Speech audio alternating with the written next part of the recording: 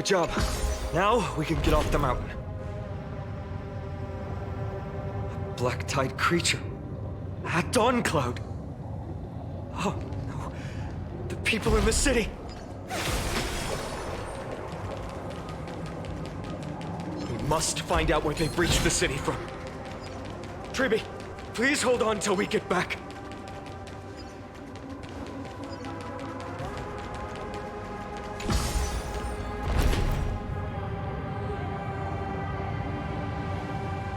Anyone who dares stand in our way will get a taste of Dawnmaker's edge.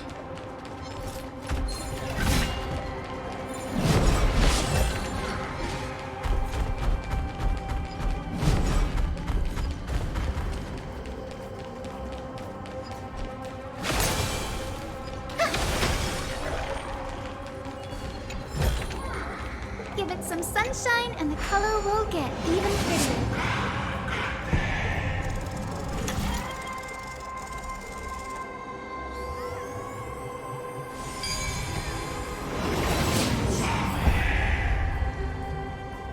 Over there! Kefali's core flame is being kept in the center of the council. We must retrieve it and bring it back to the vortex of Genesis. Right. Worst case scenario, we need to be prepared to return Kefali's core flame. If the end is indeed upon us, we no longer have time to investigate the truth behind the miracle. We'll have to trust that Professor Anax's hypothesis is the only option. Apologies, Aglaia. I promised you that I would leave the choice of Era Nova to the people of Amphorians. But I'm afraid there's no room for doubts now.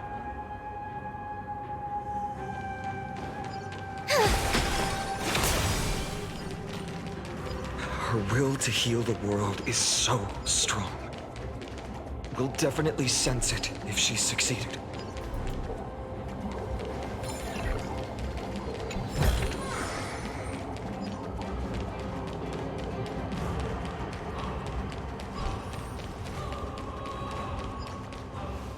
Oh, Skyfather Kefali, please forgive these ignorant and lowly children of humanity.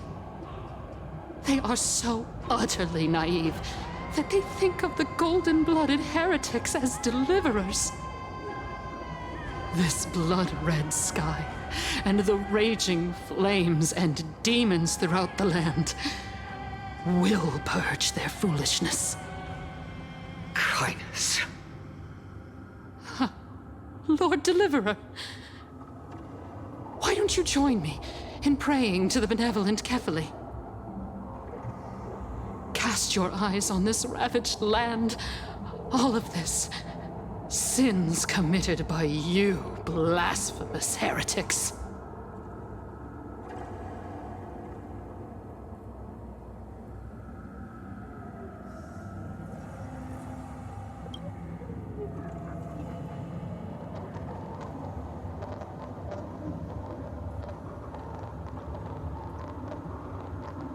Danheng is right. My sword yearns to end your pathetic life. But to a cornered dog like you, the most deserving punishment is to personally witness the Chrysos heirs fulfill their mission. Only then will you truly know how meaningless and foolish your past transgressions were. Fulfill your mission. Kefali's core flame is long lost to the winds. How will you fulfill the prophecy? She's gone completely mad, to the point where she's just spewing nonsense. For the longest time, Kefali's core flame has been worshipped here. Only core members of the Council of Elders know how to activate the core flame casket.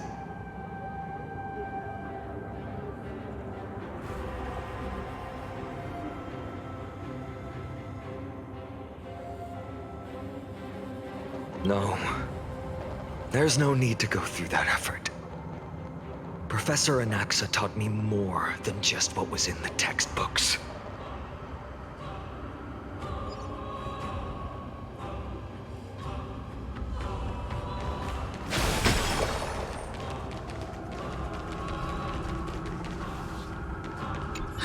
The sins of the Chrysos heirs have finally transformed into divine punishment.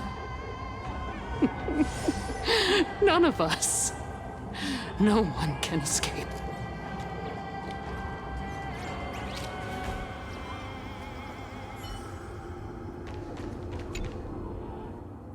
During his time at Dawn Cloud, Professor Anaxa conducted surveys in various areas. I still remember the words he used. I hope it works. All-knowing Father who bears the world, please share a glimpse of your merciful gaze with me. Cast down the Titan's fire that hangs at the pinnacle of the world, for your devout creations to behold.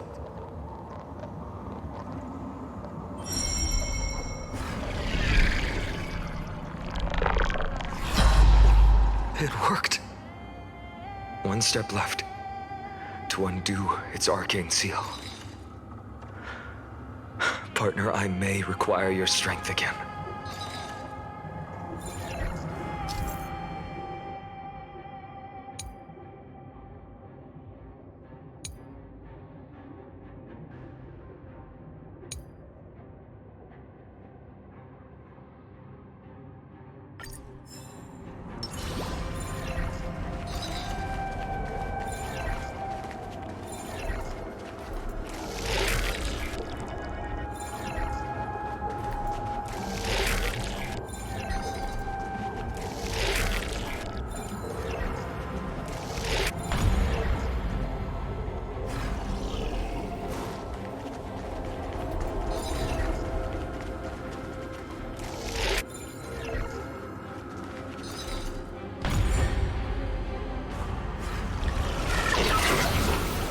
Take the core flame and let's hurry down the mountain.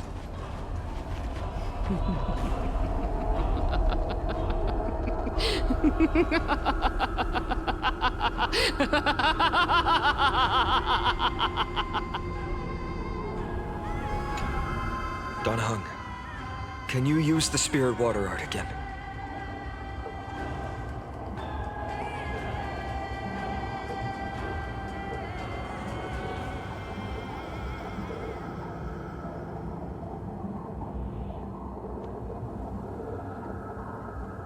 Is this also a result of the Black Tide? Looks like all we can do is sprint down the mountain.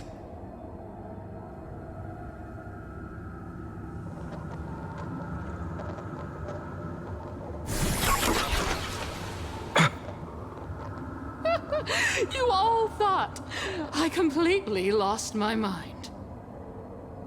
If the core flame was never tampered with and has always remained here untouched, you all think I wouldn't have the power to take it away?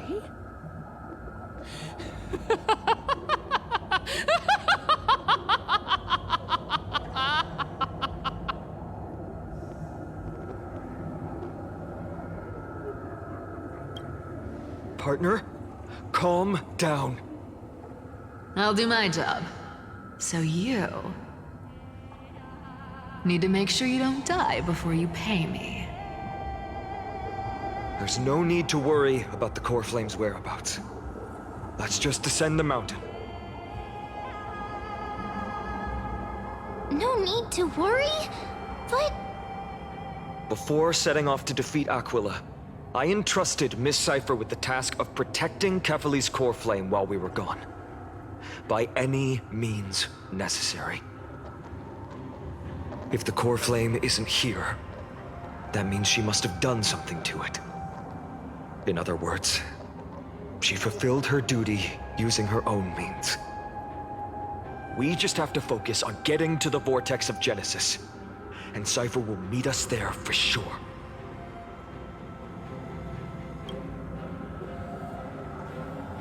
Friends, we have no choice other than to trust her.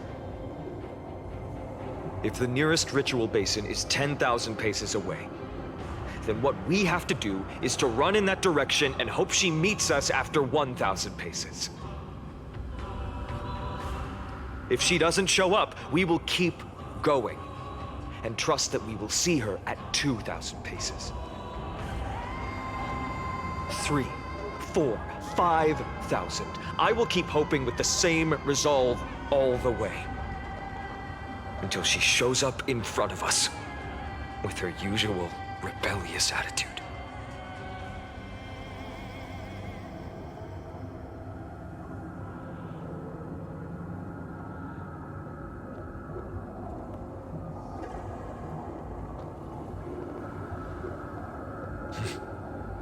She will be no exception. But before that, we must survive and break through this siege.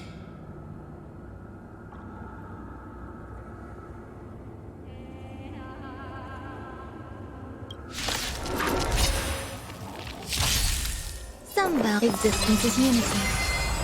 I choose you. Trust me, we can do anything! As you wish. So leave it with me. So this is the warmth of life. Dispel the gloom.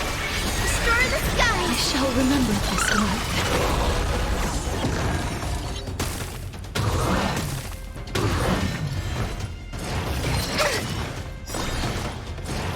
Enjoying yourself? Embrace a new life.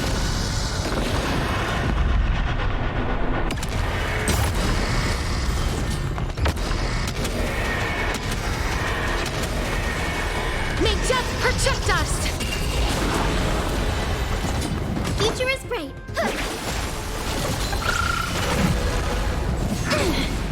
I'm on it. Mimi. There's more to life.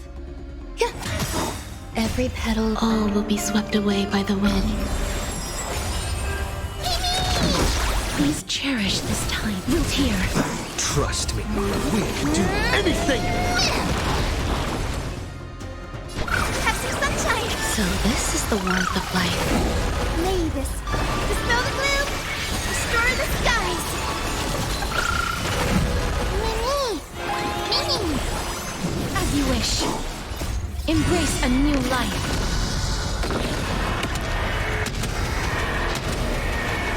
May death protect us! It's done. Let's go.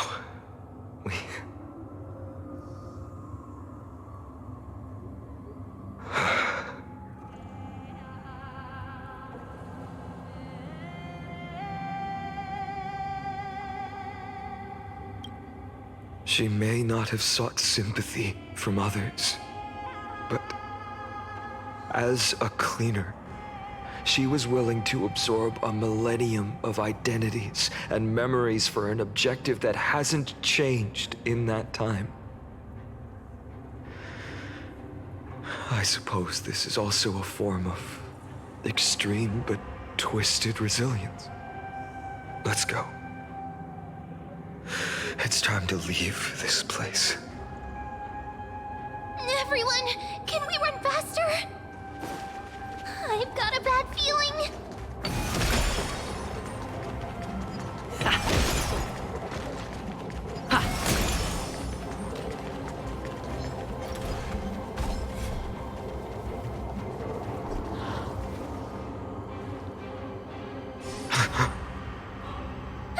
Everyone! Look, behind us!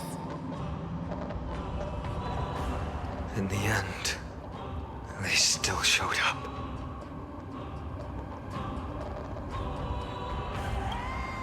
I agree. I've been waiting for a chance to face them head on.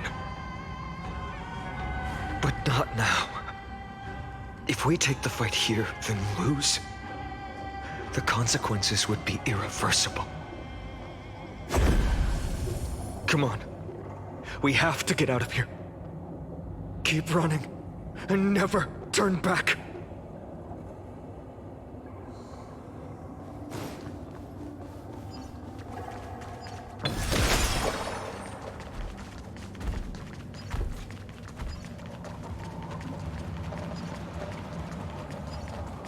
They will catch up to us sooner or later.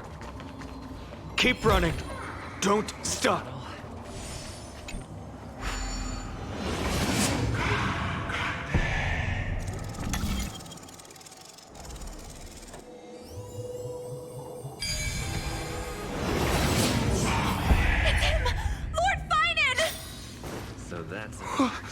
What in the world happened? Retreat to the temple. Protect your family and friends. The chaos.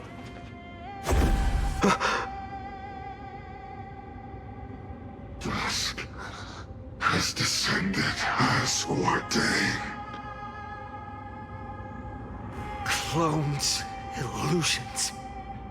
Nothing but cheap tricks to help you hide in the shadows. The sky has returned to its rightful place.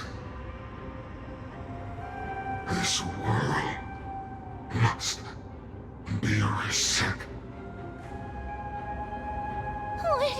What are they talking about? The end you seek is also the miracle of Genesis. If so, you should be standing alongside the Chrysos heirs. Why do you hinder us, Flame Reaver?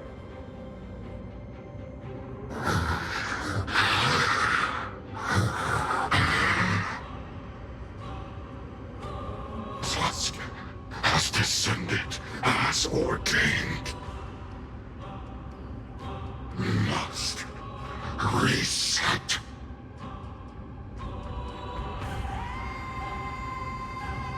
In the end, direct confrontation was inevitable. We shoulder the fates and futures of too many people. We will not fall here!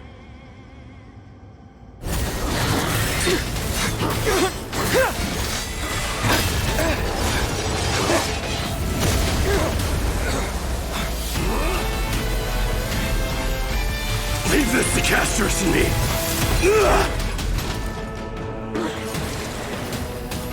Over here! Go!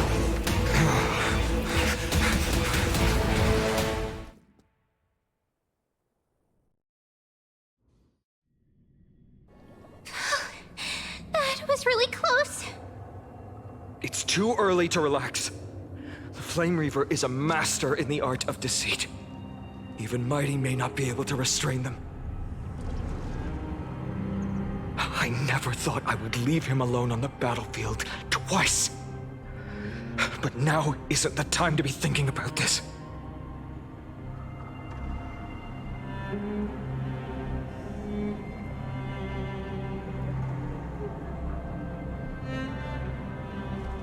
Protect us! Sky Father, save us!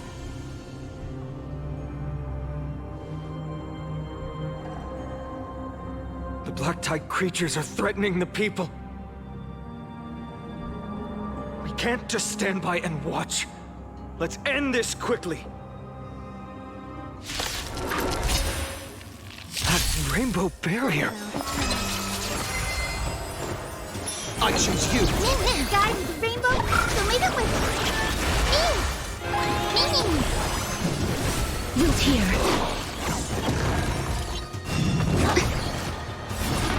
Don't be rash.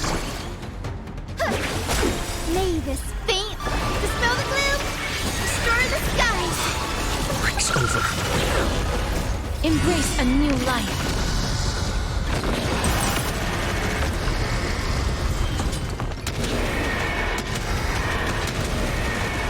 May death protect us!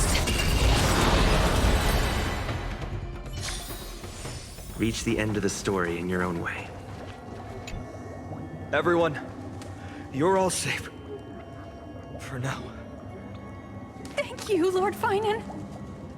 It is someone else who deserves your thanks. Those Black Tide creatures just now couldn't breach this barrier.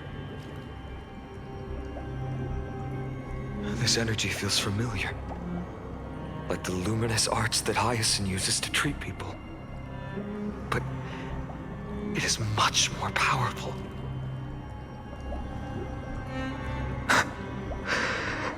Yeah. Citizens! My companions and I can't stay long. Before reinforcements arrive, please do not step out of this barrier. This is a miracle left by the demigod Hyacinth. Please trust her conviction. Miss Hyacinth has also become a demigod, like Lady Aglaya. We understand. We will not leave her protection until you return, Lord Finan. I won't make empty promises. I might not be able to return in the near future. But even if there's no perfect solution, I will make a choice that fulfills this mission.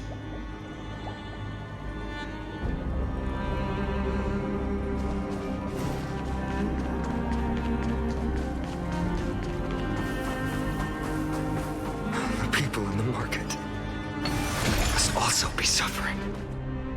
I hope Hyacinth can protect them in time. Cartonis! Quick! Let's go check on him!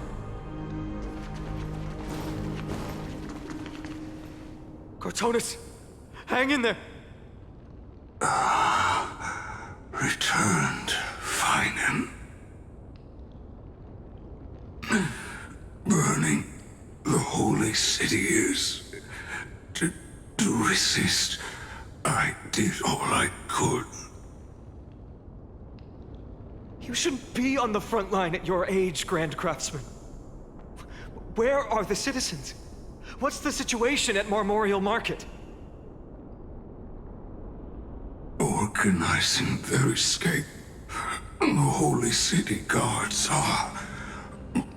But where to flee to, no one knows. Descended from the sky, the rainbow barrier did.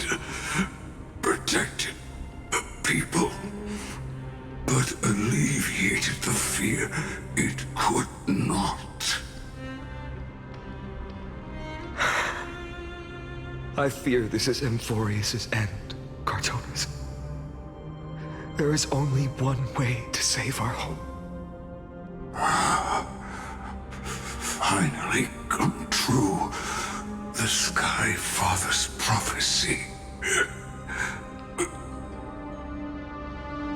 Go for miracle. Deliver, you shall become. One more thing, Ares. Waiting at the vortex of Genesis, Lady Trinan is. Kefali's cold flame is safe, she said. Trinan.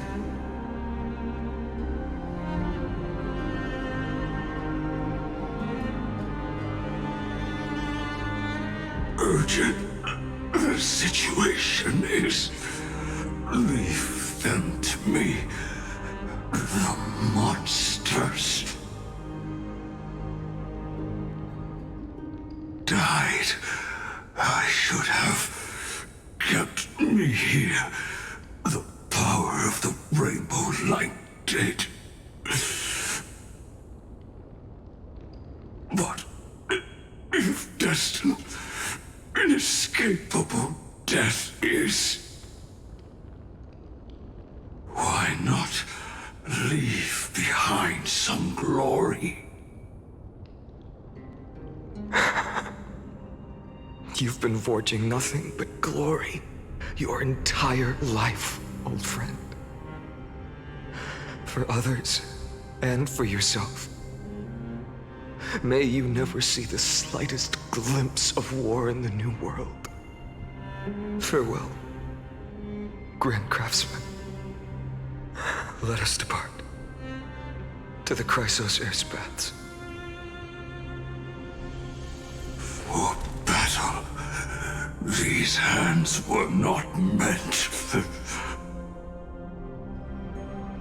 But if to protect the holy city's future.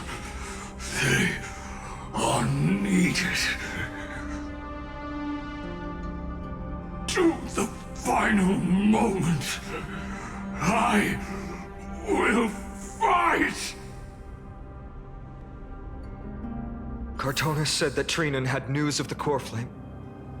As expected, Miss Cipher did not fail her mission.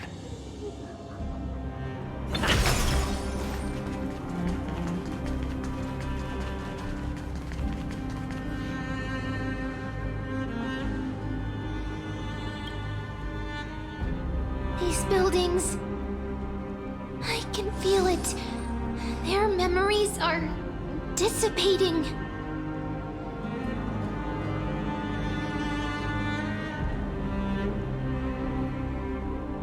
Yes, the textures of memories are preserved within all things in Amphorius.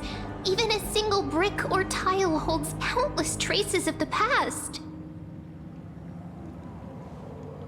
There are no citizens trapped here, nor any signs of black-tide creatures. We have no reason to linger here. Let's head downstairs. The bath chamber isn't far away.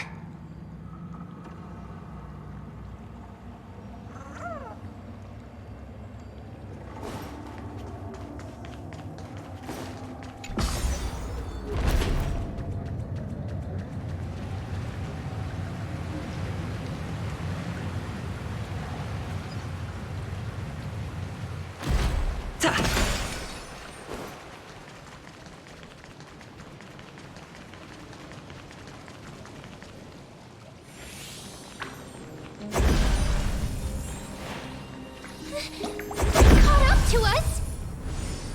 Don't tell me that Mighty...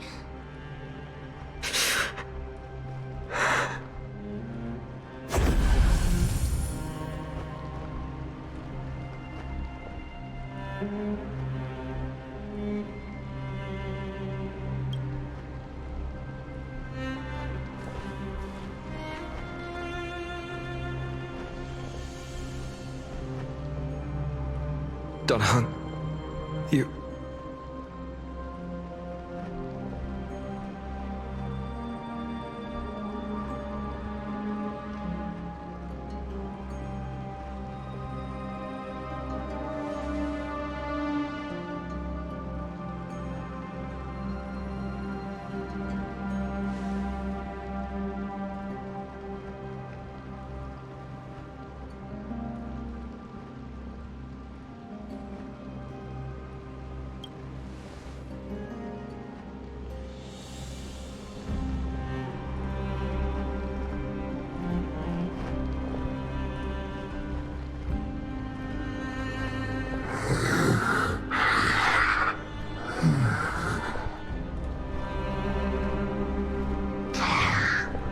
Running out. Everything will be reset. You better keep your word, Danhung. You cannot die here.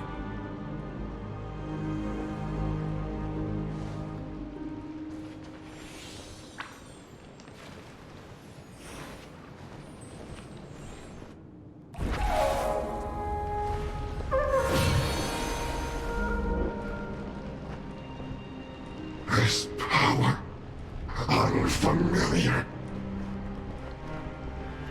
Who are you?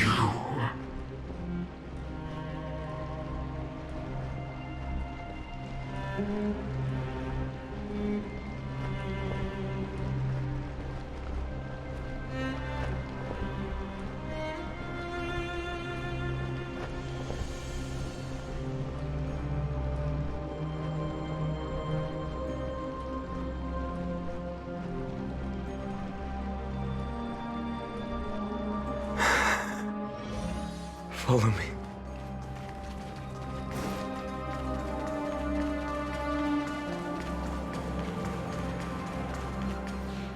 Lord Finan.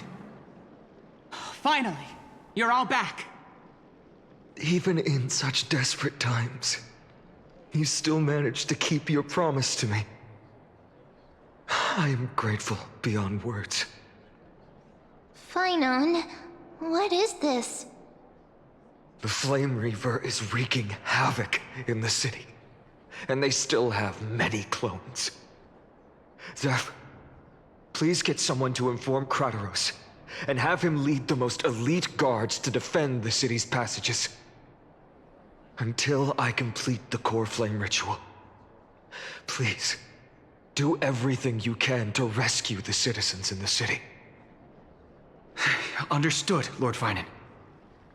Nemazity, several citizens are trapped in the Garden of Life and are temporarily seeking refuge under Hyacinth's barrier. Can you dispatch someone to evacuate them?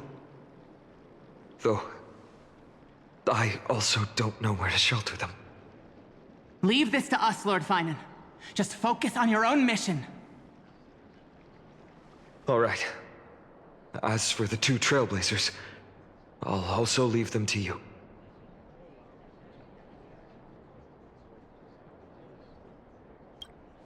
My apologies, partner. I acted on my own this time.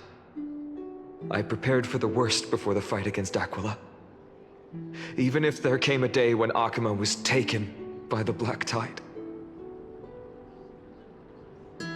As long as we defeated Aquila, lifting the sky's curse, you and Donna Hung would at least have a chance to get home safely.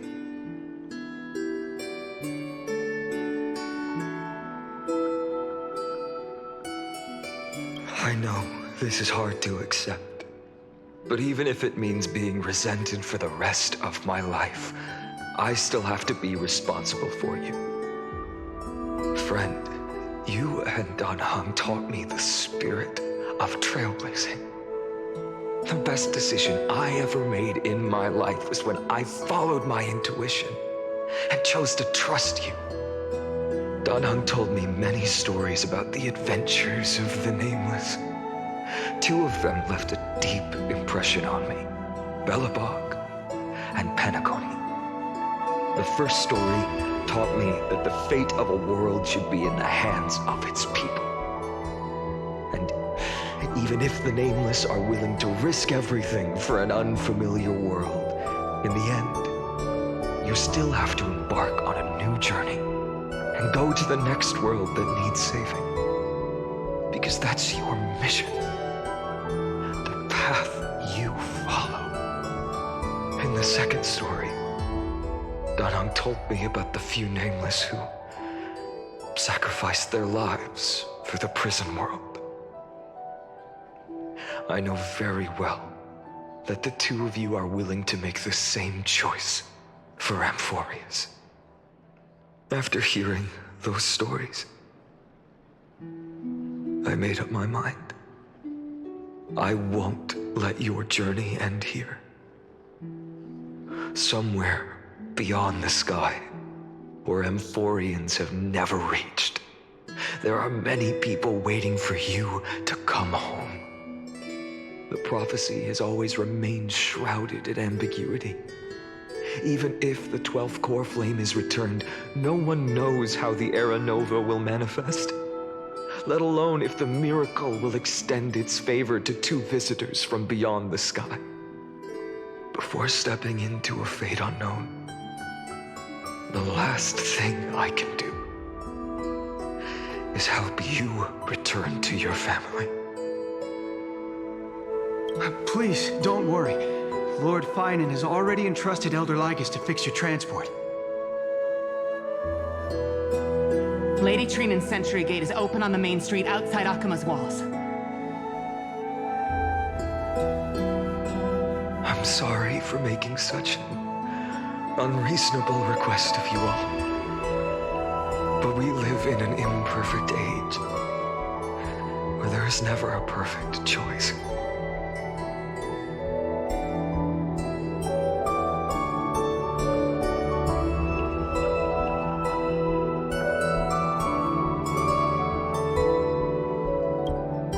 Every one of us has the right to make our own choices.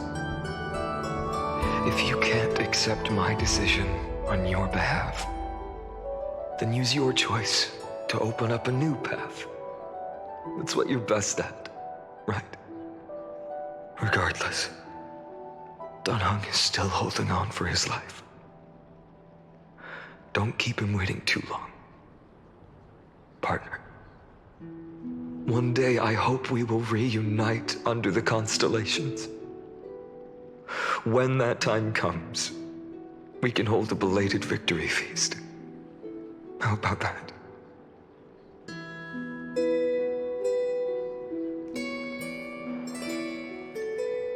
The spirit water has dried up. Blast. Why is nothing going right? Calm down. There might be another way in. The closest ritual basin, the other chrysosirs. Snowy. Trinan! I thought you'd be waiting at the Vortex of Genesis. Are you alright? When Akuma's night descended, all the spirit water dried up along with it. We anticipated that you'd be on edge, so we came ahead to wait for you. You've always been the ones who knew me best. Cavalli's core flame. You know where it is? Yes. Little Syphi protected the core flame well. No one would be able to guess where she stashed it. Bartolos, you can come on out. I don't have to pretend to be an envelope anymore! That was suffocating. Bartolos? What in the world? Hey, you better watch your tone, brat. That core flame that the entire world is after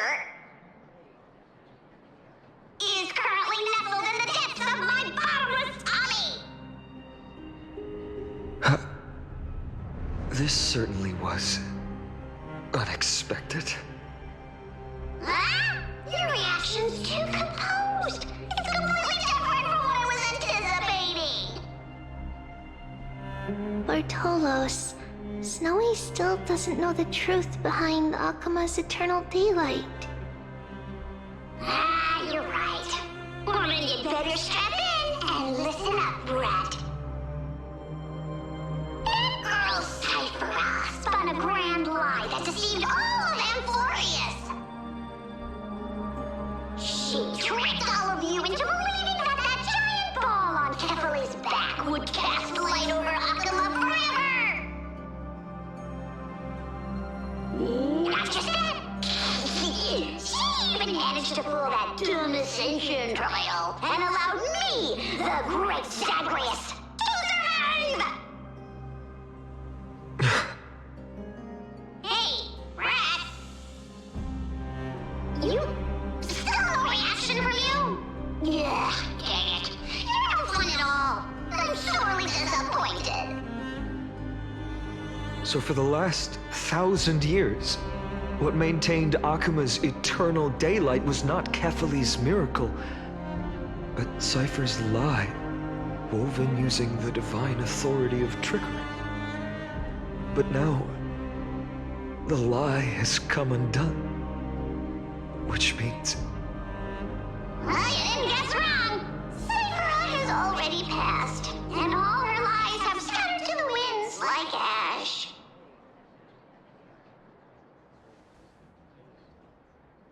But you just said you, Zagreus, relied on Cypher's lie to keep living. If she is already. Guess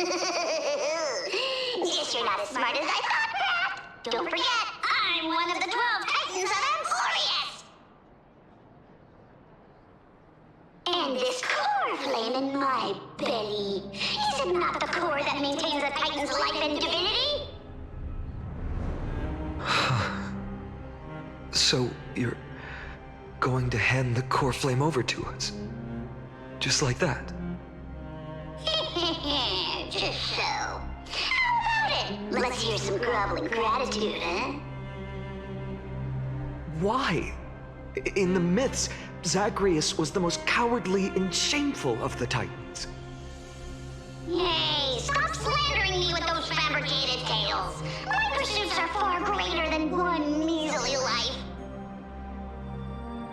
Let me tell you then, my lifelong ambition was to work with Cypher to conjure the greatest trick in the world. Assume this world holds 100 million possibilities, and no matter how one looks at it, 99,999,999 of them all point to outcomes of certain destruction. But with an exquisitely brilliant scheme, we fooled all the fools, villains, and disasters of this world, and achieved that 1 in 100 million possibility. This is the miracle I wish to achieve in my life's pursuit, even at the cost of turning into this! Take the core flame with you, brat. Go finish your mission. Remember this well.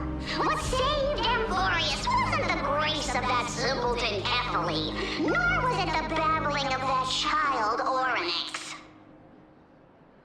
It was the divine power of me, scorned by all, and the millennium-long lie of a cat-eared thief.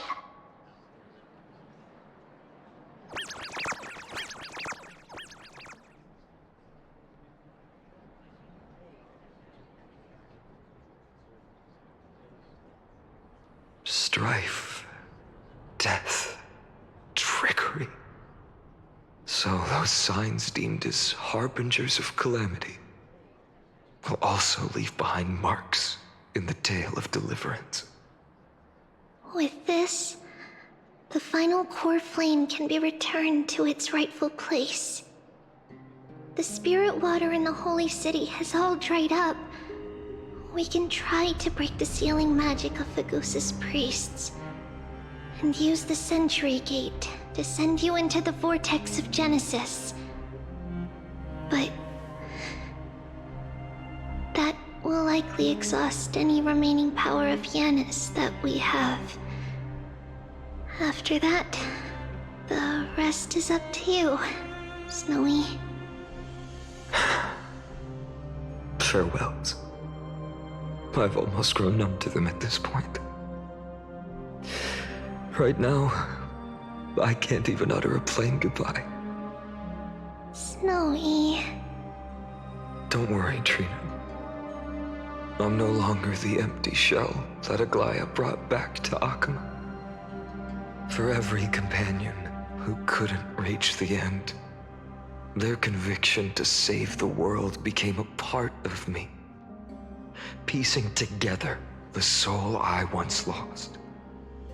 I lost my home village, but you, Aglaya, and everyone else created a second home for me.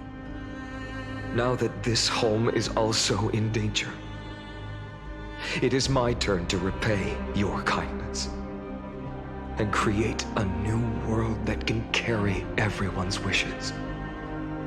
I hope that in that new world, a new sun will rise, bringing one dawn after another to all. Snowy, you've grown into the person Aggie always dreamed of. Indeed, we don't need to say goodbye here. Because even without the prophecy, we have the confidence to say you will become that rising sun. And all of us will see each other again tomorrow.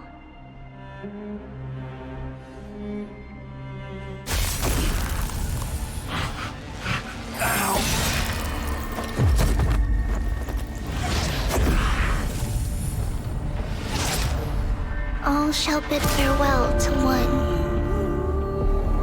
and that person alone will witness the miracle. Such is destiny. Only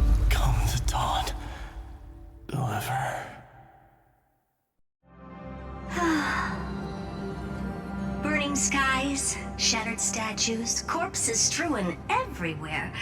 What a mess. If this is what the inside of Amphorius looks like, it's truly shocking. To be honest, I was initially skeptical, but right now, I'm starting to see your point. Screwy. If that's the case, Herta, do you now have enough reason to believe my conjecture about the true nature of Amphorius? Let's not expand on that topic just yet. That Intellitron, Lygus, was it? He's not completely dead. That was probably a fake body. Something behind it is still defying us. I must admit, even if both of us worked together, it wouldn't be a simple task piercing through its defenses. For now, we can only observe this world as bystanders. I knew we should have brought Stephen along. No wonder the Garden of Recollection wants to work with the Astral Express. Without the power of the Trailblaze, it'd be impossible to unearth this place's secrets. But in the end, the garden emerged unscathed, and it was the Nameless who got burnt. Curiosity definitely killed Aki. That big guy over there, the black ball spewing meteors, you think it's got anything to do with the Lord Ravager? Alas, without sufficient computational power in the stream projection, I am unable to analyze the path energy. Suggestion. The immediate priority now is to find the whereabouts of the two Nameless. Research priority on the destruction can be lowered. Every second counts before that Intellitron's preventative measures kick in. All right. Stop making a fuss. How many times have we collaborated, and when did it ever not end in a perfect outcome? Why not add another mission objective while we're at it? The card-playing Mammal Keeper told me that the frozen Trailblazer girl might just also be trapped inside Amphorius. If time allows, I will also investigate March 7th's whereabouts. Herta, do you hear that? A wave of desperate cries from the heart of the mountain city. The lives there are undergoing intense suffering. Conclusion. The butterfly has already flapped its wings, and an impending storm closes in. The Nameless are important allies, and you and I have matters to attend to, Herta. I beseech you. In moments when a choice needs to be made, one must not be distracted due to personal interests.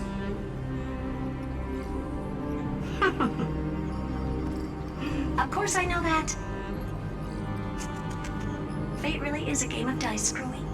Who'd have thought that thing once sowed chaos across the cosmos, causing the Intelligentsia Guild to splinter and disintegrate? It wasn't until I cracked the solitary waves theory that its lingering effects were put to an end. Yet, in a forgotten corner of the cosmos, one slipped through the net and remained operational. And it was this machine that eventually became the cradle for the birth of a certain Lord Ravager. The source of Amphorius' tragedy is an Emperor's scepter that survived to this day.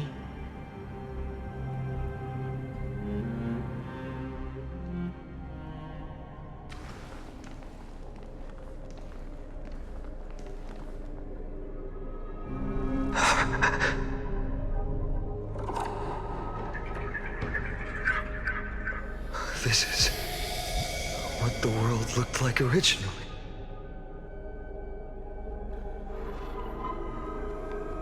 And what are you doing here? Answer my question, Lycus. Ah, another hero has arrived at the Vortex. I can no longer remember how many times this has happened. The author of each epic, as the prophecy has foretold, stays their pen at this point. just like each cycle of the extrapolation, in accordance to their primordial design, ends here.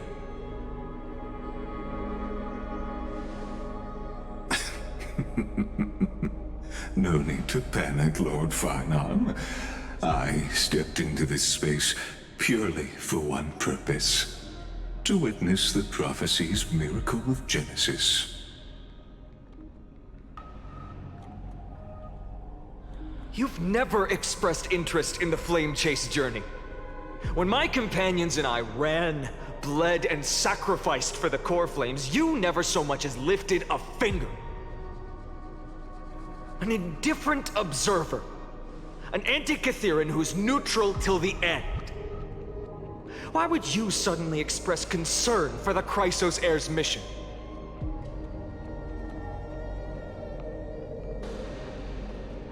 When that lone swordmaster left everything behind, plunging into a sea of madness, I was on the shore, listening. When that mighty lord shed his armor, filling the crevices of the earth with his iron bones, I was on the mountaintop, gazing down. Across 1,000 years of the Flame Chase journey, I have witnessed the ardor, resolve, division, and unity of the Chrysos heirs with mine own eyes. Just as you were all born to shoulder the guidance of the prophecy, I too have bathed in the gaze of distant stars, have seen the deepest, darkest of destinies. I will become the most loyal reader of the epics, a spectator voraciously consuming the valorous deeds of you heroes.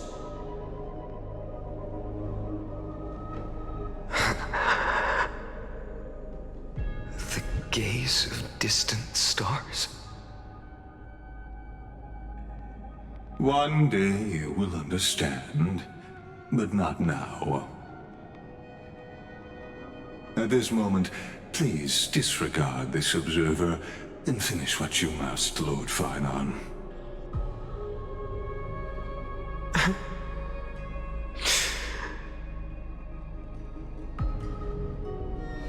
I once believed that as long as I chased the flames relentlessly, the fog before me would clear, and fate would reveal its truest form. But along the way, they, all who passed, never once received the justice promised by the prophecy. I have perceived. Outside the vortex, the world is collapsing, and the children of humanity are crying. But you, Lord Finon, will bury the old world with that core flame, bringing all things into a gray unknown.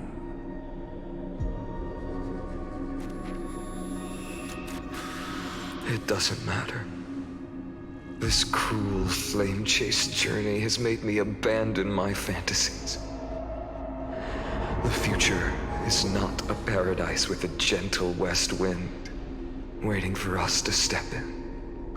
If what lies ahead is a mass of chaos, I will tear it apart. Then usher in the first ray of blazing sunlight.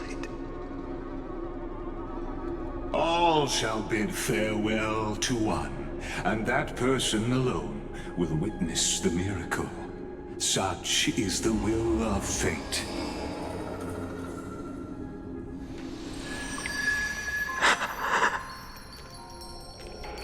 Yet this time, will an epic with endless cycles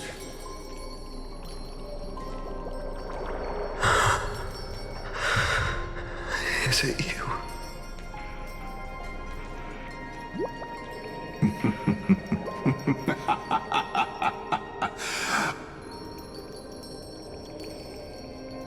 turn a new page?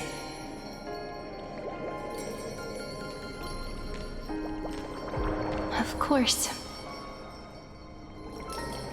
This will be a romantic story like none that has come before. You think so too, right?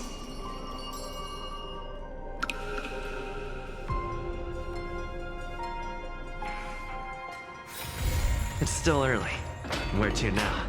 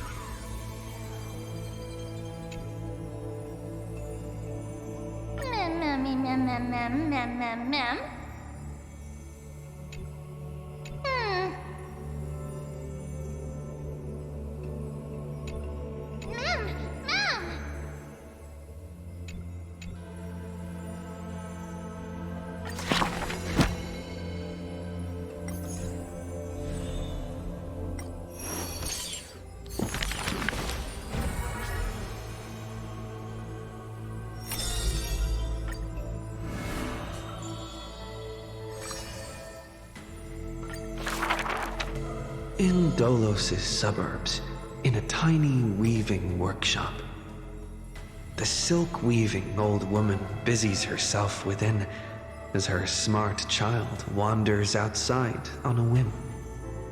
The silk pours from the loom, some bright as the dawn, some dark as the night. The woman had lived her whole life in poverty, yet through her business, she never deceives. Good child, listen to me. Never lie and speak deceit, for people like you only do to honesty. The girl smiles and nods, but her heart is drawn to the boundless desires of the bustling streets. And the grandmother is unaware that her handmade white dress has been stained by the mud of conceit. Madam, what is a bundle of white silk's price? Sir, only 2,000 balance coins. An honest price tag can only meager profit obtain. If we keep selling cloth like this, we'll stay poor for the rest of our lives. The girl complains to her grandmother while sprouting countless plots and petty tricks. The woman smiles and does not reply, only weaving with night-shaded silk a suave, hooded robe for her little spark. Why don't you take some of our goods and go into the city tomorrow to try out those pranks? The mesmerizing, moneyed charm of Dolos City turns minds and tongues into a whirlwind of confusion. Even the girl who prided herself on sharp ears and a clever tongue could not contend with the myriad of shifting faces before her. She returns penniless and furiously seethes. I vow to the god of thieves that I will eventually empty those people's pockets. Smiling, her grandmother stops her silk work and offers some dinner with humble dish. Silly child, don't let Titans hear such vows and promises. Yet when the moon rises, a magnificent pin graces the old lady's pale locks. The girl smiles at the old woman, now stunned in shock. I actually did return with some catch. The brilliance adorning her white hair drew all eyes, and its proud original owner arrived to stake their claim. The bet that the girl won with a brilliant trick is described as a thief's loot through lying schemes. The old woman, in her panic, shouldered the blame, confirming a sin that was but a fabrication. By Delos' laws, we must also execute all her family! To protect the girl, the old woman reveals the final secret unseen. She's not my family, but just an orphan picked from the street on a whim. People thought this to be a lie, but the girl knows her grandmother cannot deceive, just like how she always glossed over questions about parents and kin. Your parents went to a city-state far away. The girl never bothered to unravel the threadbare lie. Stop! Stop right there, you thief! Run! Run as fast as you can! Cyphera! The lies overthrow the shop and tear apart the good woman's good name, leaving the girl with guilt and grief. The hearth of her home was a lie, doused by another conceit. But if her sleight of hand had better skill, would it have made that fire burn forever?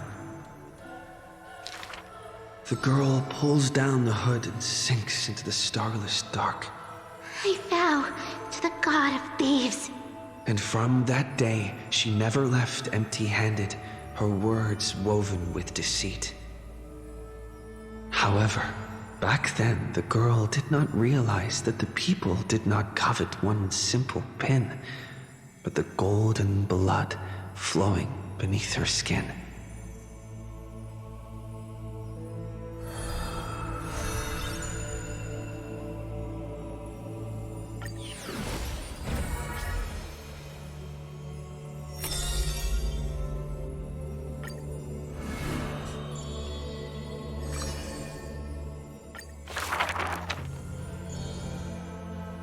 But being able to see everything is the same as seeing nothing.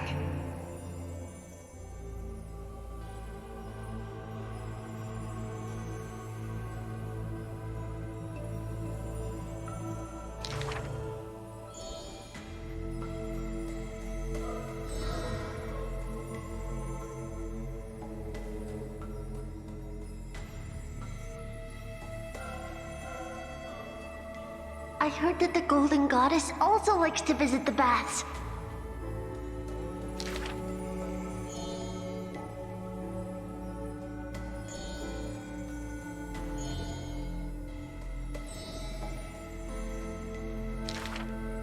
Teacher, I had a dream.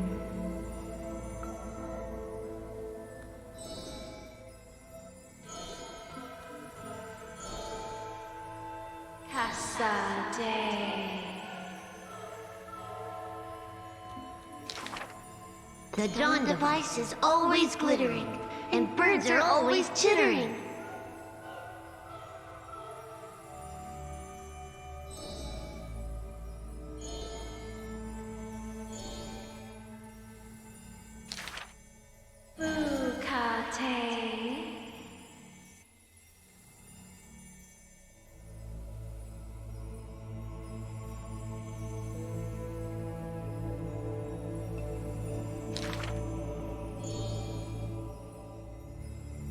You are aware of everyone's fate, yet never speak of your own future.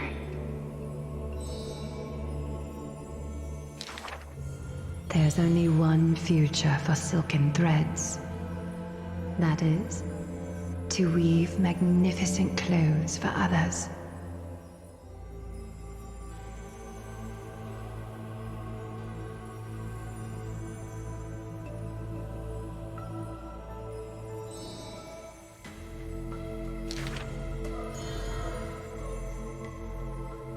The one that wears this elegant attire in the future must bear the weight of the silk threads.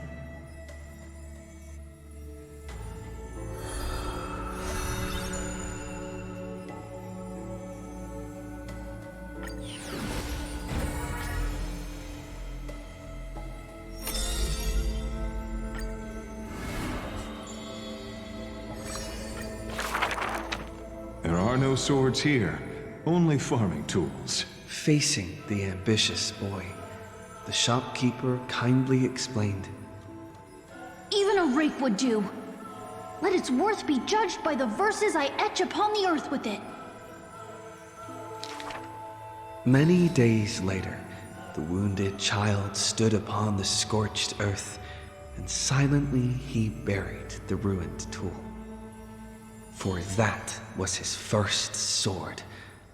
And on the day that the black tide came, he broke the shackles of fate with that weapon true. Let go of my beard, you white-haired rascal! No! Fine! You win, okay? That was the first victory claimed by the boy, a victory often mentioned in later years, and yet he never treated it with shame. I understood something thanks to his beard. The others hold their breath, waiting for his thoughts, but he only gives out one response. The victor must stay focused, and success will come when you work on nothing else. Those words became the foundation of his existence. Knowledge is also a power used to smite. While studying at the Grove of Epiphany, he etched this into his heart. So he devoured thousands of books, skimming through to glean the martial powers of might. But unenlightened wisdom is merely dust. And when the next calamity approaches, all he recalled is flight. Thus, his books are always worn into shreds, for each book was read endlessly till he remembered every detail slight. When first arriving at the holy city, he was no more skilled than a soldier, except his ambition. Even the deliverer from the sky must have their beginnings in the soil of the nations. The elders in the holy city scorned, casting him into barracks in derision. But none expected this new recruit of unknown history made his name in one mission. Some asked him, which teacher caused such improvement? He answers with countless names, including the Inquirer's own. Only one who treats the world as their teacher can bear its eventual destiny. Those with golden blood are bound to succeed. The golden heroes are born as gods, beloved. Such words echo in the man's mind. Yet he knows glory is not where the journey begins. He misses the buried rake, worshipped the enemy with the long beard, mended his tattered books, and polished the barracks' dust-covered gear. What forges a hero is not destiny from above, but the long journey that follows. Now he stands here and looks back, and his past twists into a winding path. The long road to the sky stretches ahead. And towards the blazing white sun, he pens down Deliverance's name.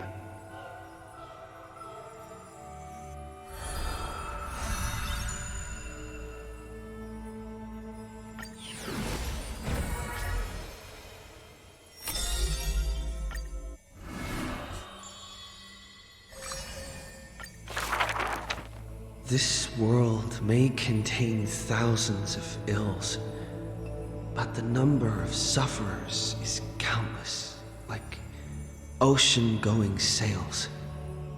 The father and daughter who inherited the sky wander this land's paths, and throughout the cities, they heal the unwell. Heirs of the sky who once reveled in martial might, why do you now soothe the world's blistering blight? The doctor responds with a smile as he cures the injury's agony. Father, why did our ancestors revel in warlike might? Because they only have a sorrowful past of lamenting wails. Then why are we here, soothing the blight? Because we have a future that needs protection still. The priest who parts dusk from dawn collapsed the sky and sealed her wings, and dwells in a place where time itself mends, bearing the promise to return to the zenith supreme. This is the Twilight Courtyard's story. And the father tells his daughter the tale of their line, next to the bonfire lit in the wilderness where winds pine. Though he had told this story many times before, a light in the girl's eyes still shines. Maybe I will return to the sky one day. Or maybe that is not to be your fate. The blessings of the sky were passed down through generations of their heirs. The brawn of the Titan who molded stars granted a boon fitting and fair. Perhaps the girl with heroic blood in her veins will be accompanied by thunderbolts and the sun's merciless glare. Childishly, she recited the words, "Oh sky, heed my wishes." and thunder and heat did not descend. She only saw a sliver of gentle, warm flare, wiping away mortal exhaustion and others' tired airs. What a gentle blessing. All said that she must be a savior saint, bringing light to the land, even if faint. But where the girl's eyes often gazed was the wine-dark sky, gloomy and bleak. The god is also sick. That grand longing to save the world may be no more than the girl's feeble dream. But her father treated it as his greatest treasure and taught her all the ways of potions and creams.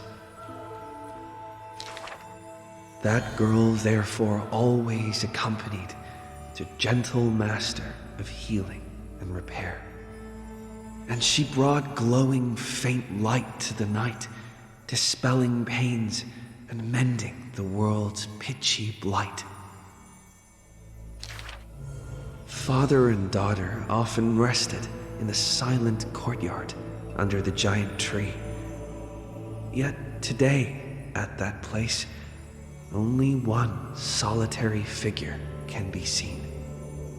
On that night, the healer spoke to a visitor throughout the night. On that morning, he bid farewell to his daughter for the first time. He will heal the ill at a faraway place where the end of days approaches and no family of his should follow. You have learned the craft of healing and understood the blessing, but a light more radiant still is needed to heal the entire world. The departed healer never returned, and the girl never left. And that rather lonely courtyard stayed silent as it was before.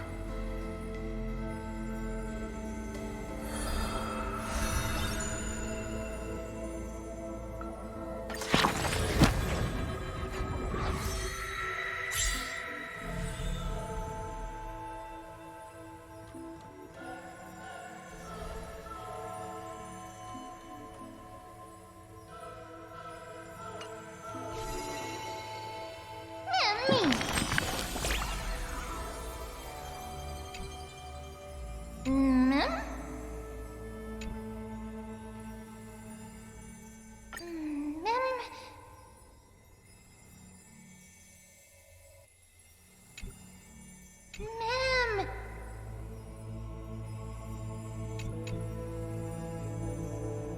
Mem! Mem! Mem!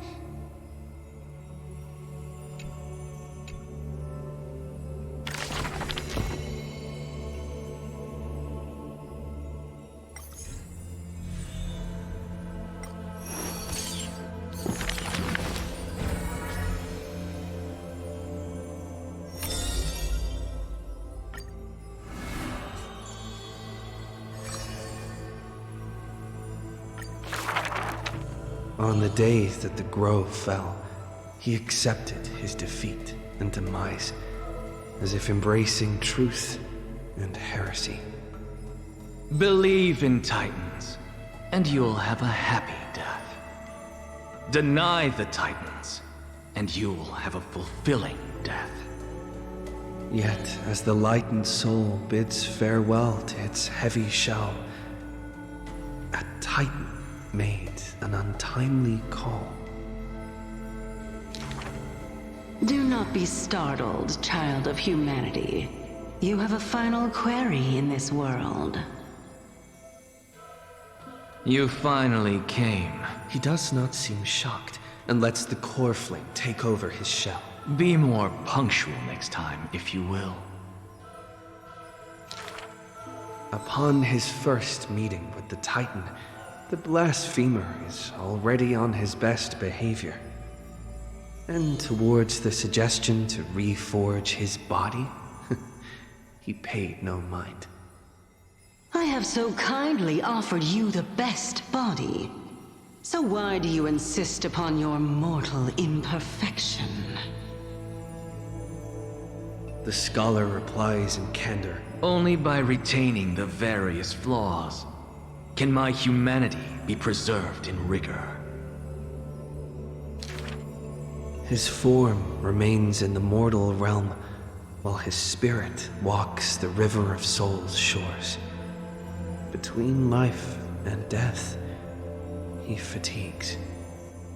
Dwelling in the child of humankind's thoughts and senses, the Titan cannot bear to remain a mere spectator. Why not ask me your questions, child of humanity? I am rich in wisdom, and shall speak with no ambiguity. As though an unspoken pact, the scholar asked the god about all things, feigning a humble quest for knowledge. Do you treat me just as a way to answer questions? A mere machine? The Titan got what they asked for. You should thank me, for good questions are rarer than good answers. Compared to the joy of a new life, the scholarly breakthrough carried home alongside death filled the scholar's heart with more fervor.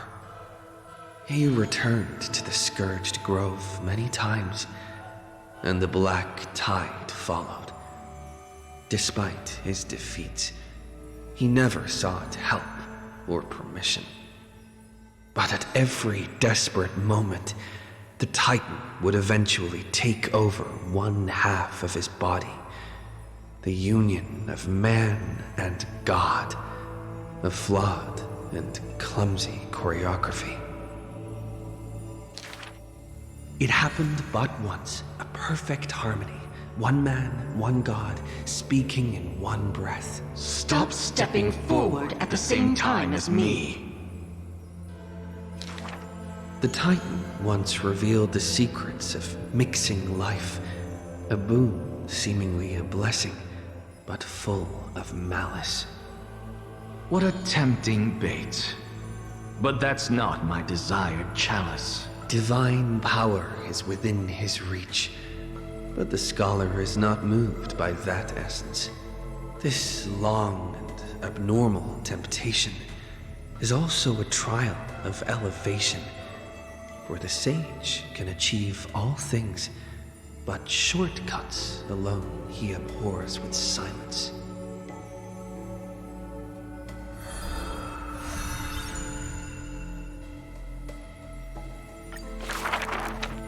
Teacher, in this tumultuous world, have you thought about your will? It was just a joke, but the scholar, still at the grove, answered with extreme caution. He has much to say about his posthumous affairs, exhausting all, fearing the smallest omission. Teacher, could it be that you fear death? The assistant asks in concern. It was a question needed, yet he gave no direct reply. Philosophy is the inquiry into death, and I have always considered myself a philosopher. The assistant recounts all of the scholar's final wishes, each mighty as a mountain, asking what seemed impossible. The tombstone must be made of my treasured rare stones, carved with Dromus patterns. But that stone is a miracle of alchemy, tough beyond measure. No chisel could have shaken. That's also his plan. The assistant softly reveals the hidden plot. He hopes that instead of shedding tears over his death, we will find it in us to smile, even in a moment of sorrow. It's rumored that in the depths of the grove, the scholar left a teaching ingenium, imitating himself to the utmost detail. Go back. The living have not exhausted their thoughts. Go back. The dead have no desire to teach their works. The ingenium's words are cold and detached, like the deceased man himself. But if you have no one to talk to, fine. You can sit and converse. Now, the grove is no longer bustling, and the scholar has returned to dust. Thus, few in this world now know how he was also troubled by solitude in life. Someone once suggested, perhaps your ambition should also find its place among your final wishes.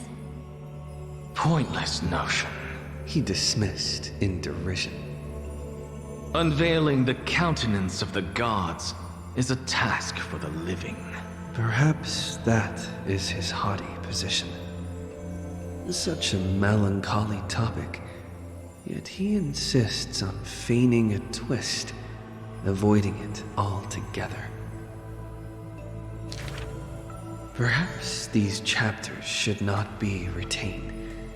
Most are from the scholar's handwritten drafts, shown without his permission. Yet there seems to be a voice there in remonstration. It's just the past. What harm is there in revelation? Even in passing, his hubris still resounds in reverberation. The smaller a thing is, the more it shows its weight. The more foolish my name is, the more glory my achievements will be in comparison.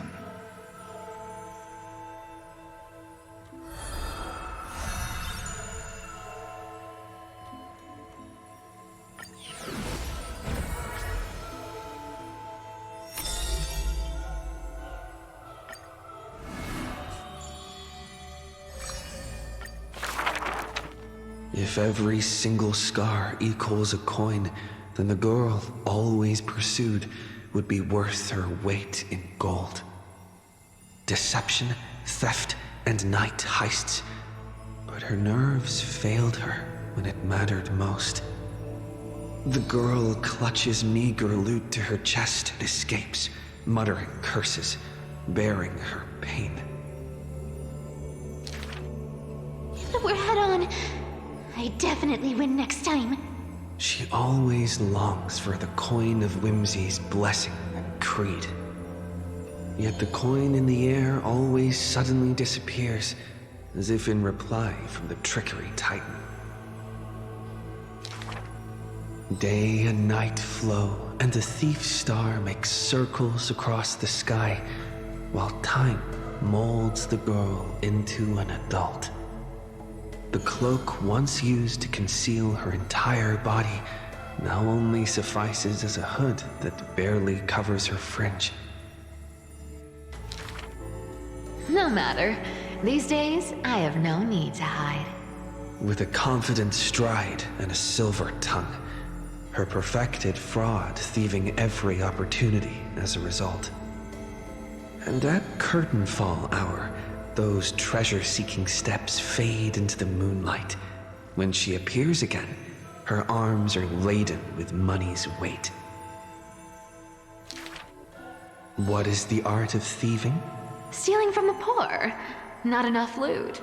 Stealing from the rich. That's a boring task to boot. The girl narrows her eyes of greed towards those called the Chrysos heirs.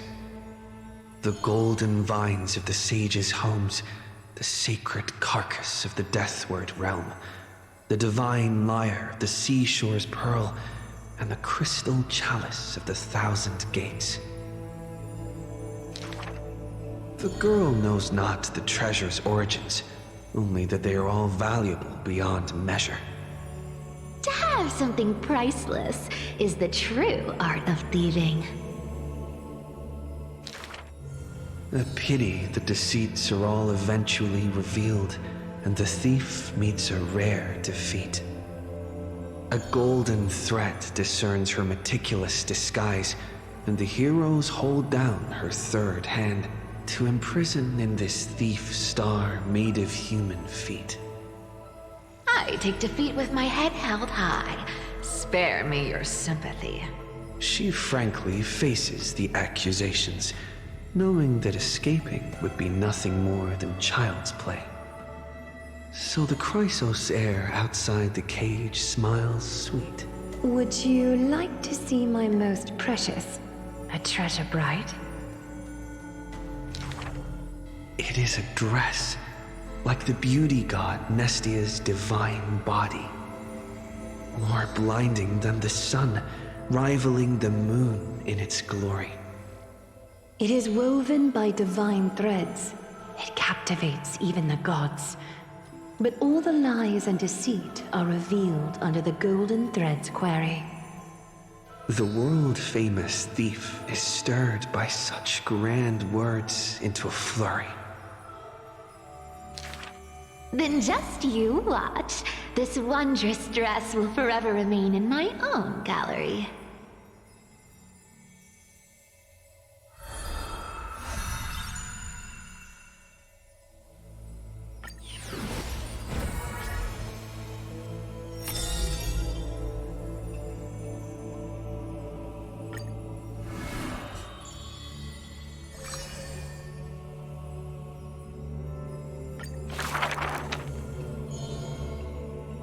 I fear. How can mere mortals defy the gods? I worry. How can mortal bodies reforge the world anew? I suspect that the prophecy is simply a rumor.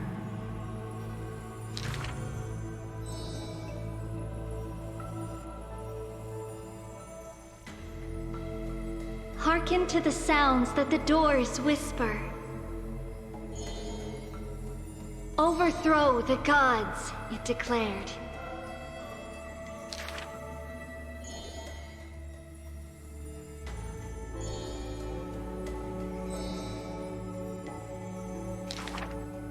Teacher, do not hesitate. The world still walks on the path you indicate.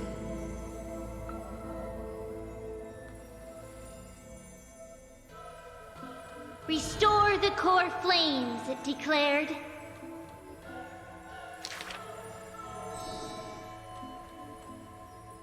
Stop.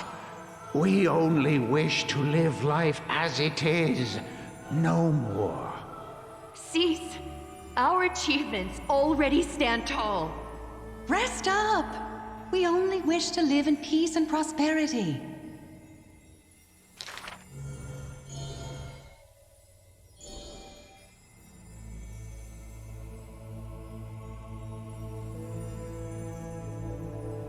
Hearken to the sounds that the doors whisper.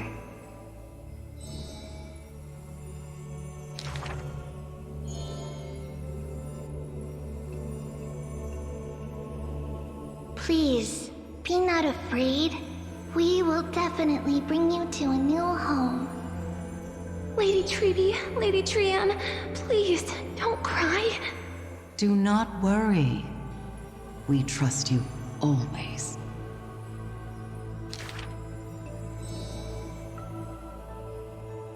Bear the divine authority, it declared. Quiet Trinan has little to say. Lively Trianne loves to play. And well-behaved Treeby roams around all day.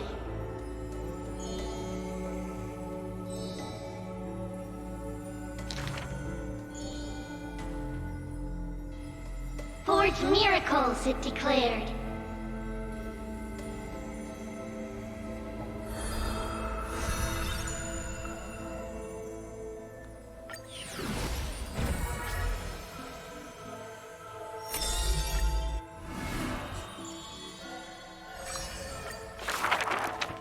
A good student, who often did stupid things. Was the assessment from the Lotophagist sage. An excellent healer who fails at all scholarly means. Was the assessment from the Nodist sage. A shining child who also burns away her own life's rays. Was the assessment from the Erythrocaramist sage. A fool who was always wreathed in smiles, while drowning in a weighty and pitiful dream. Was the assessment from the Nusporist sage. The girl had visited all the schools during her time studying at the Grove. She refused to become a scholar, despite her exemplary grades. Instead of increasing this world's knowledge, I prefer to reduce its pain. While the sages faced her words in silence, the Nusporist sage alone decided to hire her as assistant post-haste. An apprentice who spends wisdom is more precious than scholars who hide knowledge away. The faded twilight courtyard, long eroded by time, now shelters a girl, the sole heir of her lineage. Loneliness accompanied her days, till the sage of the Caprists visited her and brought her a chromatic pony with a grin. It may be the Eye of Twilight's creation in times gone by, for it shines with the sky's rainbow hues within. Could it be the warlike winged beast of her father's tales? But the sleepy, dreary-eyed pony before her was soft as freshest plucked cotton. The girl still took this gift, for from the little creature she smelled the scent of clouds distant. If it weren't for her, I would have suffered more accusations. The Nusporism sage says in admission. The scholars coming to deliver arguments and reproach often stopped before the door, not coming to fruition. For the girl before the door soothed their blazing anger like the soft clouds, gentleness in cumulation. Do you know what sacrileges he has committed? The girl muddles her answers, yet her heart knows in full admission. Like you and me, he too wishes to heal all of this world's afflictions. The girl treated ailments for many years in the Grove, composing her medical treatises into tomes. When scholars seek medical help, she realizes with a startle that kindness too can grow into its own bloom. By that time, the twilight already lost their eyes, and the world drowns in evernight, while the girl and the healer again traverse the world in gloom. Seeing the golden thread and ivy in the night, though it has been long since she recalled her past, she once again thinks of her childhood dream. Should the sun be dimmed by destiny's decree, then the dawn that heals the world I shall replace.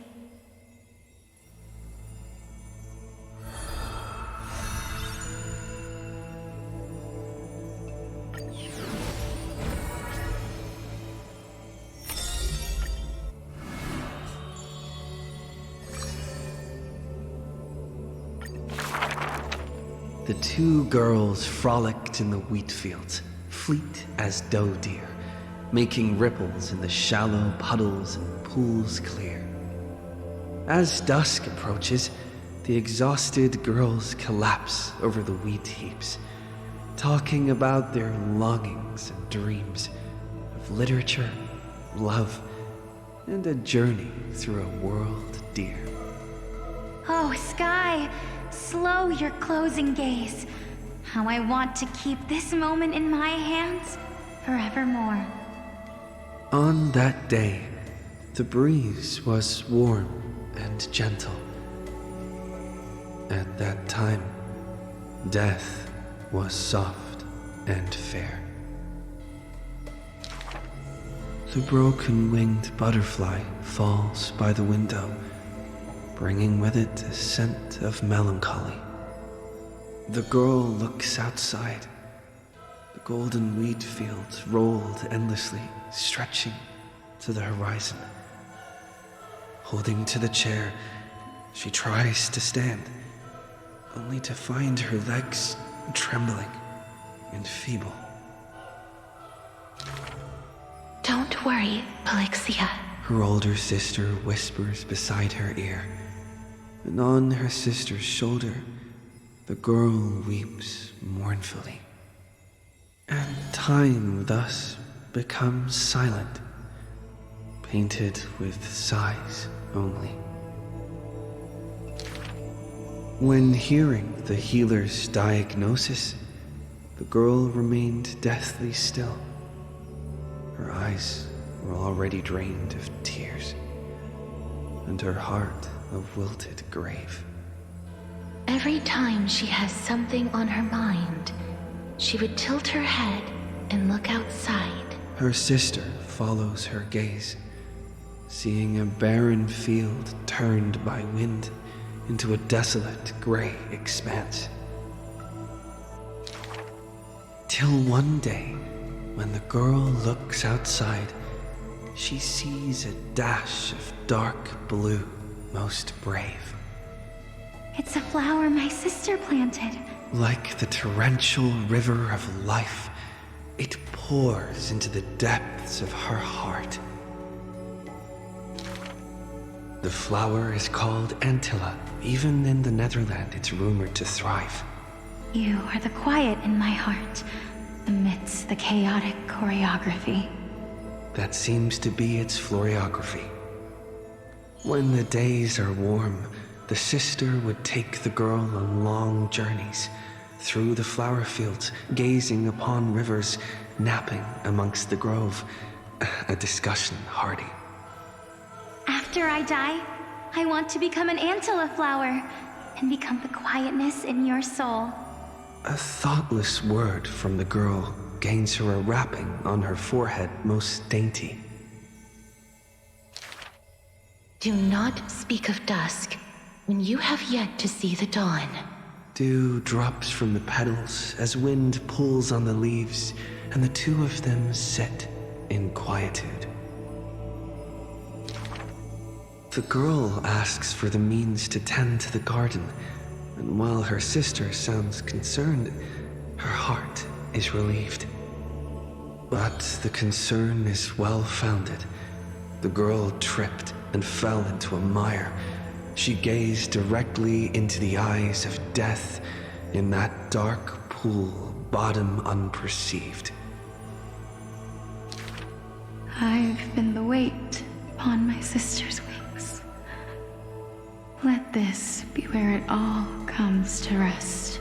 The girl gives up her struggles, only to see a figure pierce through the water's surface.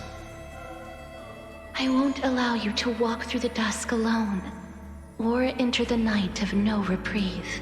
Her sister sobs without end, and the girl has to gently hug her and softly relieve. And then, this distant memory turns bleary, difficult to retrieve.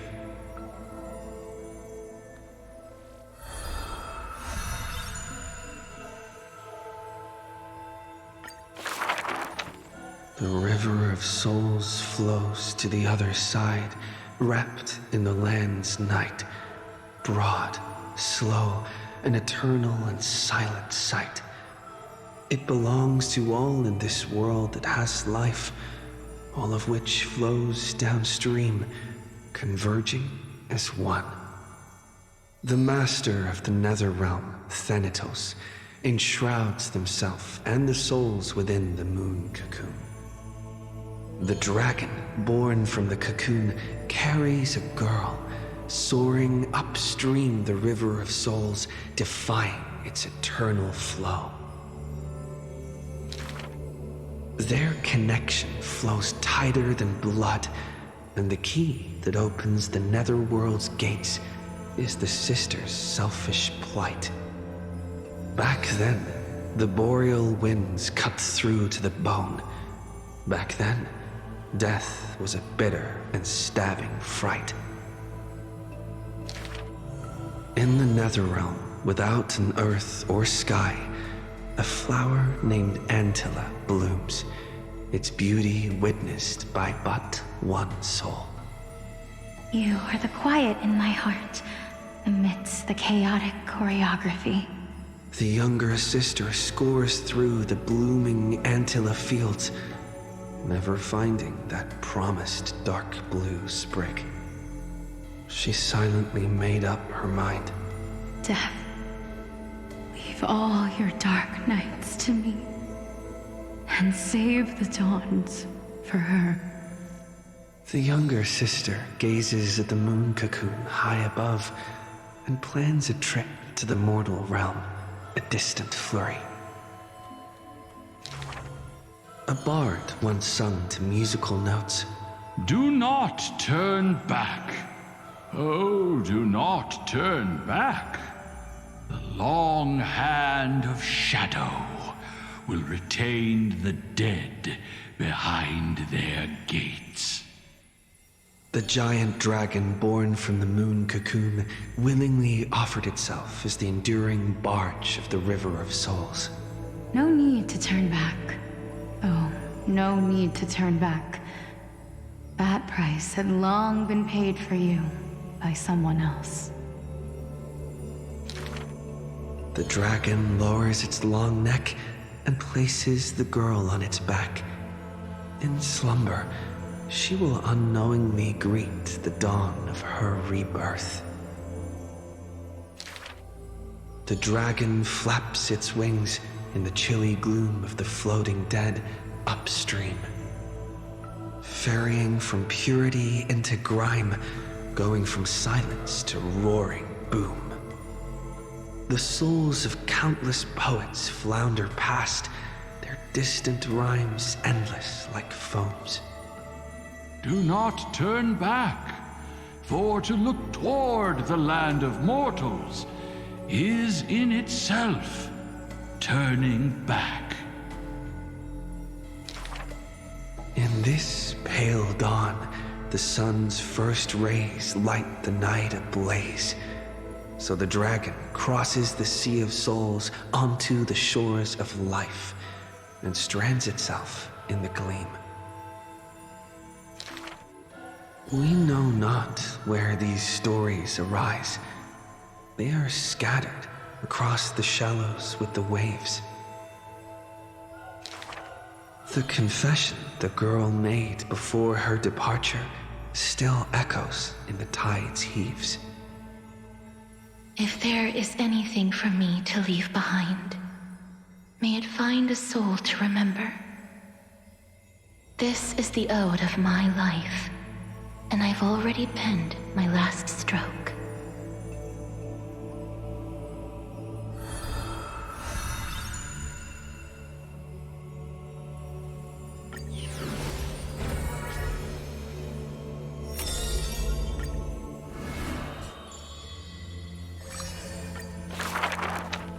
As always, to perceive the man's fury, one must do so 7,000 paces away. The Kremnos he guards is once again shrouded by mist. Rust, blood, and fire are the ceremonial ode to the demigod. There is no one to witness or to give cheers of glory. The final Kremnos festival goes on without end. The victor shall embrace death and silence, and his glory will only be remembered by the defeated array. For that man, laws and seals no longer have meaning. War and battle never cease for a single minute, each passing day indistinguishable, morning and night entwined. The corpses pile up, filling ravines, forming mountains strong. He carved time with peak's edge and counted the fleeting years by fires of war. Sometimes the lion would climb to the hilltop to look down on the world and search for friends in longing.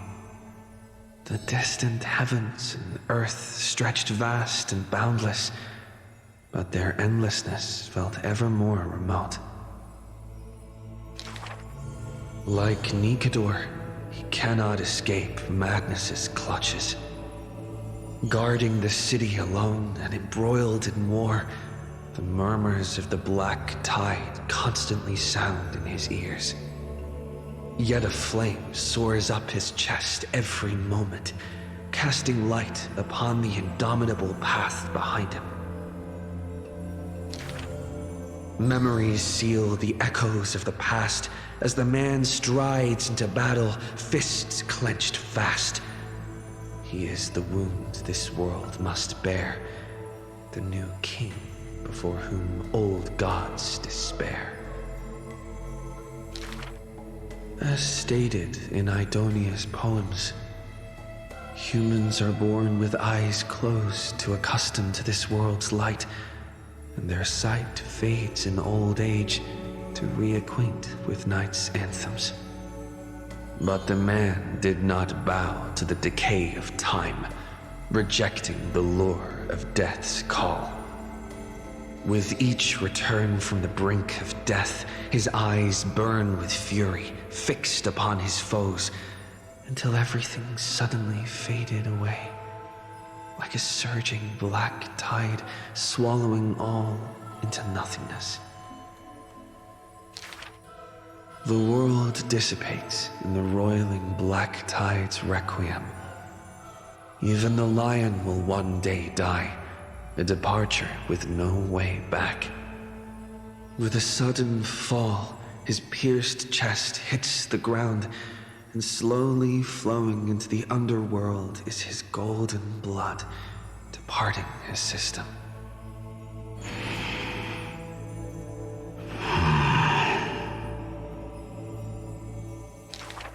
But that gaze, fierce as flame, never dimmed, not even in death, looking beyond those flame-seeking figures, reaching far toward the endless horizon.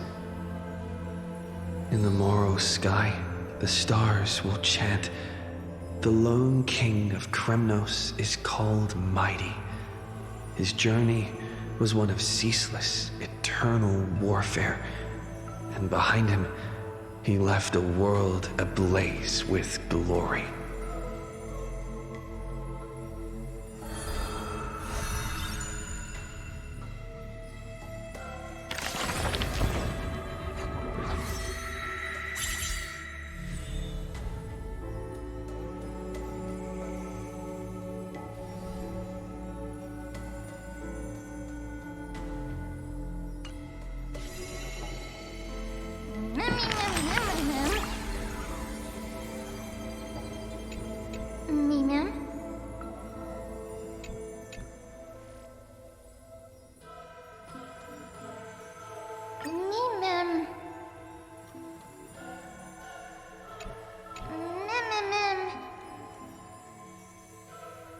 Ma'am! Ma'am!